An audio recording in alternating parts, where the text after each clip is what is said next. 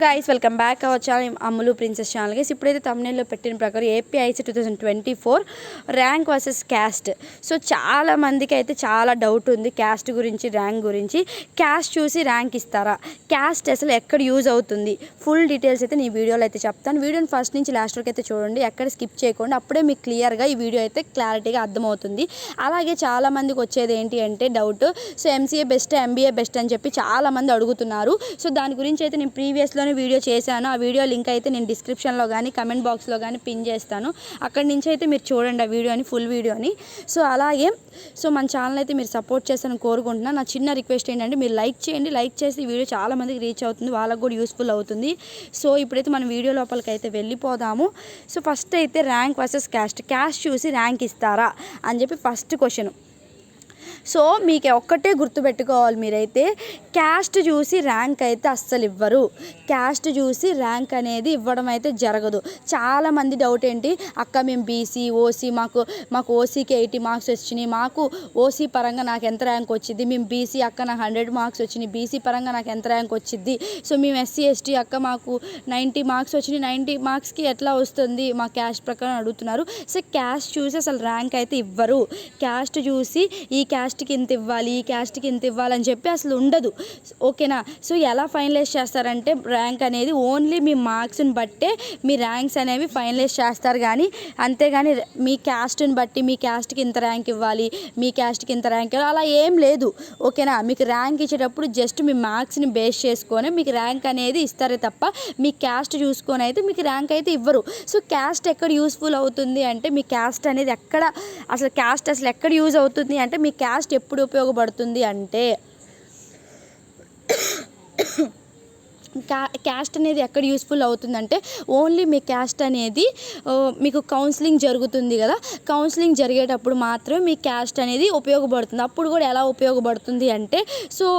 OC క్యాస్ట్కి ఇన్ని seats అని BC క్యాస్ట్కి ఇన్ని సీట్స్ అని ఎస్సీ ఎస్టీ క్యాస్ట్కి ఇన్ని సీట్స్ అని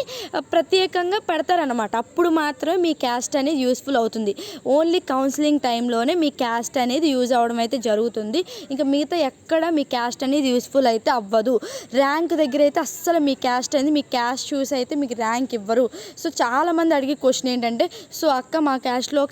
ఒక 100 మంది ఉన్నారు 100 మందిని బట్టి మాకు ర్యాంక్ ఇస్తారు ఓసీ క్యాస్ట్ ఉంది ఓసీలో ఒక 100 మంది దాకా ఉంది 100 మందికి ఇప్పుడు 100 మందిలో ఓసీలో ఒక rank first rank second rank అలాగా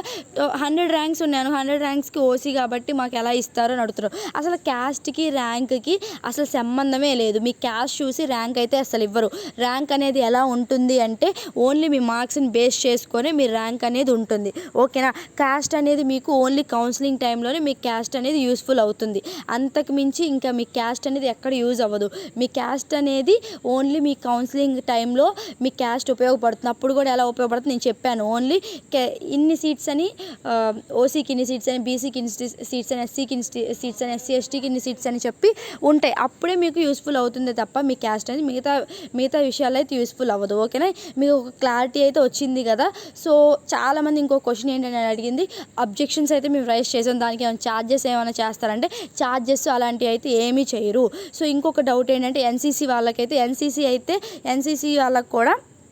ఎన్సీసీ సంబంధించి ర్యాంక్ అయితే ఇస్తారు ఎన్సీసీ చూసి ర్యాంక్ ఇస్తారని అడుగుతున్నారు ఎన్సీసీ మీ క్యాస్ట్ ఇవేమీ ఉండవు ఓన్లీ జస్ట్ మీ మార్క్స్ని బేస్ చేసుకొని మీ ర్యాంక్ అని రావడం అయితే జరుగుతుంది సో ఎన్సీసీ ఎప్పుడు ఉపయోగపడుతుంది అంటే మీరు ఎప్పుడైతే కౌన్సిలింగ్కి వెళ్తారో ఆ కౌన్సిలింగ్ టైంలో మీకు ఎన్సీసీ కోటాలో సీట్స్ అనేవి ఇన్నని ఉంటాయి అప్పుడు రిజర్వేషన్ అనేది ఉంటుంది ఓకేనా అప్పుడు మాత్రం ఉపయోగపడుతుంది మీకు అర్థమైంది అనుకున్న క్లియర్గా వీడియో అనేది సో